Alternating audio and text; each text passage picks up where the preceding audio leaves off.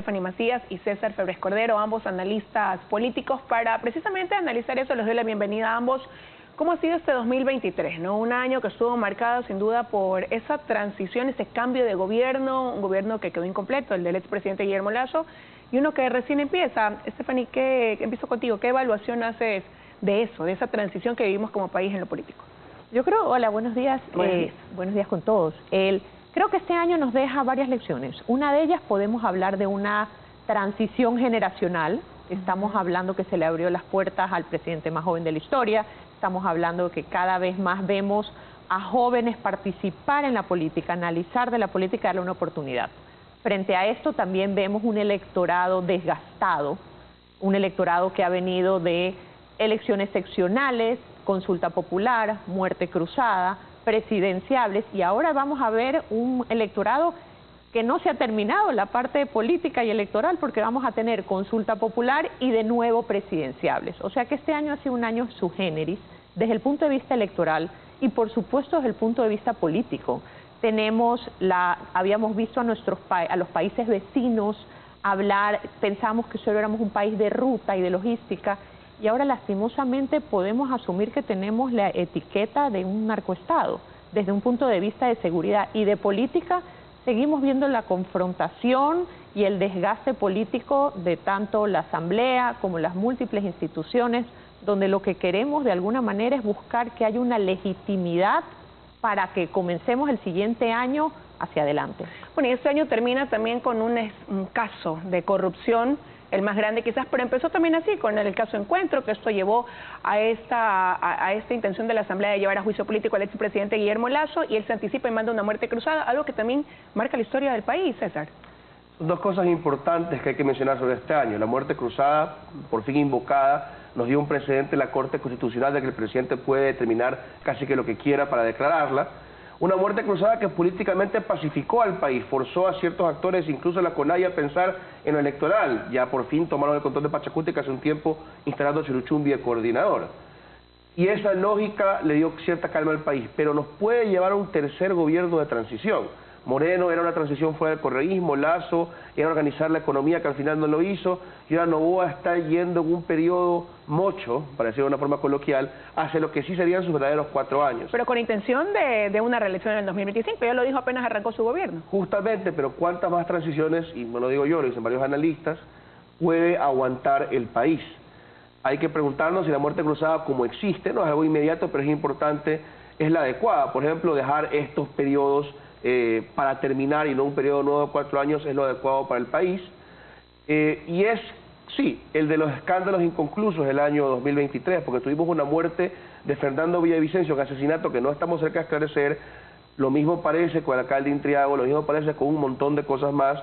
El caso Encuentro se ha quedado en el aire porque ya votaron a Lasso. Rubén Cherres muerto, la policía sabía dónde estaba y no nos explican por qué, y ahora finalmente llegamos a Metástasis con involucramiento que mancha a todo el mundo, a un general, Pablo Ramírez, que estuvo en el gobierno de Moreno y en el de Lasso, a una alcaldesa de la Revolución Ciudadana, se menciona actores de diversos partidos y de diversas líderes y diversos sectores sociales. Eso parece que contamina todo el país, y aunque saludamos la valentía de la fiscal Diana Salazar, hay que entender que esto también da pie a preguntarse si habrá motivación política, porque, por ejemplo, mientras en otros países estas investigaciones solo se presentan cuando están muy avanzadas o cerradas, listas, cuando los fiscales están convencidos que ninguna corte les va a decir que no, acá nos anuncian todavía falta algunos celulares o dispositivos de explotar, faltan más chats, como que si fuera una película en varias entregas, lo que por supuesto ayudará a que este país de memoria corta atienda un poco más, pero puede contaminar un poco el espíritu de la investigación. Y antes de ahondar quizás en eso, en Metástasis, ¿no?, que es con lo que estamos cerrando el año y vamos a empezar el 2024, por lo que acaba de anticipar César también, hablaba de los partidos políticos, y hacia eso quiero ir. Hemos ido varias veces a las urnas, pero estas seccionales marcaron también algo. El Partido Social Cristiano perdió su bastión Guayaquil, la alcaldía y la prefectura, y vimos una revolución ciudadana que más bien en estas seccionales se fortaleció. Y también vemos una polarización del voto en todas partes del mundo. El 2024 nos trae a 37.000 millones de personas van a votar el próximo año. Estados Unidos, India, México, Taiwán. ¿Qué es lo que quiero decir con esto? En Latinoamérica, de las 18 elecciones que ha tenido, 17 las han ganado los opositores del gobierno en turno. ¿Por qué es esto? Porque hay polarización, porque hay desgaste. Creo que este año, si algo podemos decir que tenemos que aprender, es que los jóvenes tienen un voto, tienen un perfil específico, las redes son importantes para la multiplicación del mensaje, pero de ninguna manera solo con redes ganas. Pero la capacitación, si queremos que los nuevos movimientos políticos y los gobiernos y los partidos puedan volver a surgir, tenemos que pensar en la capacitación de sus perfiles, cómo vas a hacer con unos asuntos regulatorios, gestión pública, administración. Tenemos que capacitar a estos nuevos líderes para que no solo tengan fortaleza en las calles, sino que puedan tener algo de gobernabilidad y de conocimiento cuando lleguen. Pero sin embargo, César, puede llegar a sonar contradictorio cuando vemos un presidente, el más joven, ¿no? Y eso abre y marca la participación de jóvenes en la política, pero para poder tener gobernabilidad llega a acuerdos con las bancadas tradicionales. Es necesario que haga acuerdos con las bancadas tradicionales, no tiene números, y se hubiera sometido al mismo horror del gobierno de Lazo, sino pactadas hasta cierto punto. El problema son las formas tradicionales.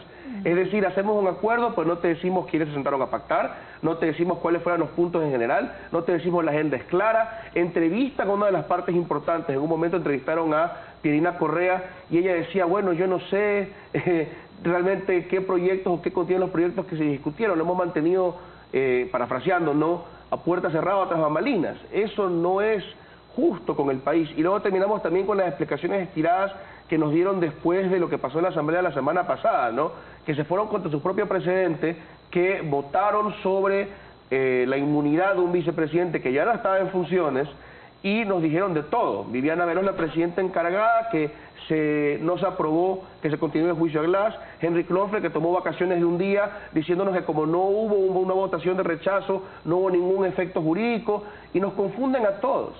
Pero pese a eso, no se ve un rompimiento de este acuerdo que todavía conforma una mayoría al interior de la Asamblea y que le ha dado la viabilidad de algunos proyectos que ya ha enviado él. Sí, no veo cerca, porque un tuit de Rafael Correa diciéndole bribón a alguien no es señal de que se caiga un pacto, y es la segunda vez que hay una pelea en Twitter y no creo que ese sea el fin. Pero se puede ir desgastando si el correísmo siente que no lo están cumpliendo. Y hay que también entender que es difícil saber si el correísmo ahora se acerca a Noboa porque piensa que ser de oposición demasiado fuerte le hace daño electoralmente, o si lo hace porque su principal objetivo es simplemente sacar a Jorge Glass, terminar con sus problemas jurídicos. Y es complicado porque el correísmo, como tantos movimientos y partidos del país, y coincido con Stephanie, no podemos depender de estructuras políticas que tienen caudillos arriba cuya omnímoda voluntad trastorna la forma en que se hace la política. Y tampoco debemos confiar en que la tandada nueva de jóvenes va a cambiar todo. Vamos a estar buscando como Diógenes con una lámpara al mediodía a una persona honesta y nunca la vamos a encontrar. Estructuras que controlen las peores actitudes de los hombres y mujeres, eso es lo que nos da una buena democracia, pero para eso la sociedad tiene que involucrarse, fundar nuevos partidos o tomárselos a la fuerza, que hayan primarias, que haya transparencia, que se acabe la política de la camarilla y la política de Lovaina, de Mocolí y de México. Pero ¿y cómo eso también debe darse en el sentido de lo que debe pasar después de lo que el país ha conocido con este caso Metástasis, esta infiltración del narcotráfico en diferentes poderes, instituciones del Estado? Yo creo que el Metástasis, el 2023 nos recordaremos de él por lo que representa. Es un hito que demuestra y refleja lo que hemos estado viviendo. Pero yo quiero ir más al fondo. Al fondo es cómo vamos a ayudar a que estas mafias, los chicos jóvenes no sean presas fáciles de ellos. ¿Cómo salimos de esto? ¿Cómo vamos a hacer con una lucha integral que venga también desde no solo las cárceles, sino la educación? ¿Cómo vamos a hacer con la reinserción estudiantil? Después de la pandemia, durante la pandemia, muchos de los chicos desertaron y se fueron de los colegios para apoyar a sus familias en ingresos económicos porque era la pandemia. Terminó la pandemia y estos chicos no regresaron a estudiar. ¿Qué vamos a hacer como Estado y como ciudadanía para robustecer estos sistemas? No solo núcleos familiares, sino educación. ¿Cómo le damos una estabilidad?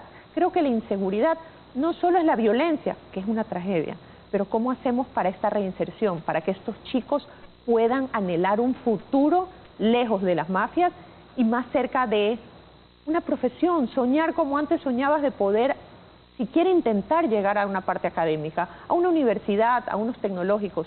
Y eso creo que también es parte de esta reestructuración que debiese hacerse y esta lucha. Y ahí el gran desafío, porque sin duda la mayor preocupación o angustia que tuvimos los ecuatorianos este año fue eso, la inseguridad, César. Y ese es uno de los principales retos y desafíos que tiene el actual presidente Noboa. Sin duda, y tenemos que dejar las fantasías a un lado. Digamos, un acuerdo con Israel, ¿qué experiencia tiene Israel en combatir a las mafias, ¿no? Ellos tienen experiencia en combatir lo que consideran terrorismo, y bueno, terrorismo también de verdad. La cooperación con Estados Unidos, salió nuestro exministro de Defensa a anunciar que venían 3.000 millones en 7 años, se firma un acuerdo y no había ni fecha ni monto. Entonces, tenemos que buscar si ayuda afuera, pero no engañarnos con estos cuentos, ni ir como mendigos con escopeta a pedir cualquier cosa. Y en el interior, entender de que hay pocos efectivos en la policía.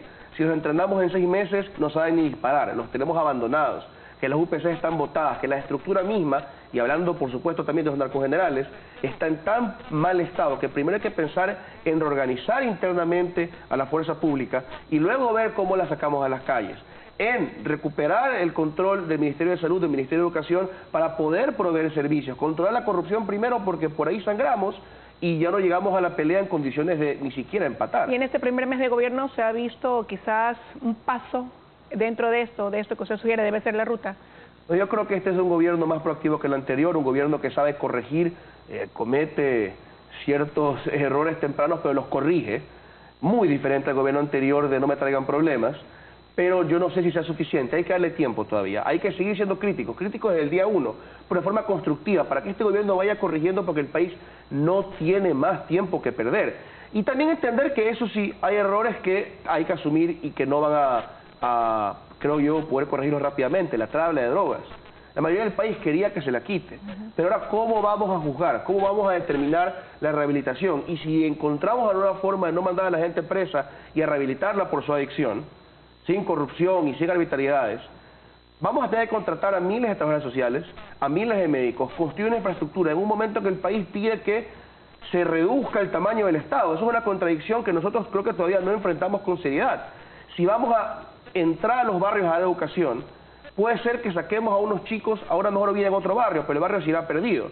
Si los hacemos profesionales con posgrados, si la economía del país no mejora, esta gente educada no va a quedarse a cambiar el Ecuador. Tiene derecho primero a cambiar su vida y se va a ir afuera en fuga de cerebros. ¿Y ahí cuál puede ser la expectativa? Hablábamos de la economía, César lo acaba de mencionar, y eso también es preocupante. Está en terapia intensiva, lo ha dicho el ministro de Economía. ¿Cómo nos ven desde afuera? ¿Cómo pudiéramos sumar apoyos? ¿Qué se proyecta en ese sentido para el 2024? Dentro de una de las variables para considerar inversión extranjera se habla de la estabilidad y de la legitimidad de sus cortes. Mientras que no exista una transparencia en sus cortes y no hay una legitimidad y la independencia de los poderes del Estado, difícilmente las inversiones extranjeras van a poder venir al Ecuador. Pero una de las tragedias propio de la crisis que mencionaba sobre economía, no estamos hablando de la migración, no estamos hablando de los cientos de miles de ecuatorianos que están poniendo en riesgo su vida para tratar de intentar comenzar a pasar el Darién y lograr llegar a Estados Unidos. Hay una crisis migratoria importantísima en el último año y este 2023 nos deja eso, nos deja muchos hogares con personas que han decidido partir a buscar nuevos rumbos y la tragedia que eso significa, no solo para las comunidades que se quedan sin gente joven que pudiese anhelar un mejor país, sino que refleja que mucha ciudadanía le ha perdido la esperanza al país y está anhelando irse. Y ante eso, ¿cuál debe ser la hoja de ruta quizás en este 2024 considerando tantos pendientes? El país espera respuestas tras lo conocido en el caso Metástasis, respuestas por el asesinato de Fernando Villavicencio, sobre todo cuando vino hasta un equipo del FBI, respuestas tras el crimen de Agustín Intriago. ¿Hacia dónde deben irse evacuando todos estos pendientes, César? Con tanta crisis, hace bien que el presidente no pueden permitir a ciertos ministros perfilarse y ejercer su propia vocería, que tengan cuidado en que sea una vocería bien coordinada, el trabajo del secretario Isurieta, porque en el anterior gobierno se contradecían los ministros muchas veces, o el presidente tiraba abajo lo que ellos decían. Es un presidente que quiere hablar poco, que los deja hablar a ellos, y creo que va dando señales que lo va haciendo bien. Que veo errores por ahí, ¿no? La ministra Arrobo diciendo que no hay fecha para que se acaben los cortes en la Comisión de Fiscalización y no públicamente primero, pequeño error, pero se puede ir cambiando, ¿no? Este gobierno tiene que pensar en la economía y ya nos viene diciendo, no hay plata. Así como en Argentina, no hay plata, pero no podemos simplemente quedarnos de brazos cruzados o pensar que en la austeridad el país va a cambiar. ¿De dónde vamos a sacar fondos? ¿Combatiendo la corrupción? Yo creo que sí, pero hasta que eso cambie, yo veo que van a pasar muchos años. Que si vamos a retirar subsidios, entonces tiene que ofrecerle un pacto social al país, Tú no le puedes subir a un pueblo hambriento, un pueblo trabajador, el gas, el combustible, si no le dices, con estos fondos yo voy a construir a tal fecha tal obra pública, va a crecer tanto empleo en tal cantón, yo me comprometo a hacer esto y por supuesto moviendo algo para pagar las deudas al IES, para pagar los salarios atrasados, para pagar la deuda.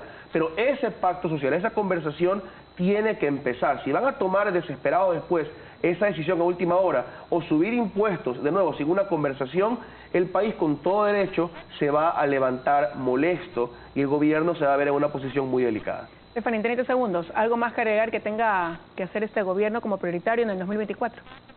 Este gobierno tiene que mantener conectado a la ciudadanía, tomar decisiones corto, mediano y largo plazo, identificar cómo puede avanzar con regulaciones y normativas ministeriales que puedan generar algún tipo de sentir de avance o de bienestar para la ciudadanía y, de nuevo, decidir cuál va a ser la hoja de ruta, si va a tomar las decisiones que se necesitan y en verdad ser un gobierno de transición, y si toma la decisión, que ya lo ha dicho, de la reelección, ¿cómo vas a lograr extender esto y las decisiones neurálgicas que necesita el país para un año más? Considerando que eso puede tener un costo político, ¿no?, que repercuta en ese proceso hacia el 2025. Quiero agradecerles a ambos que nos hayan acompañado.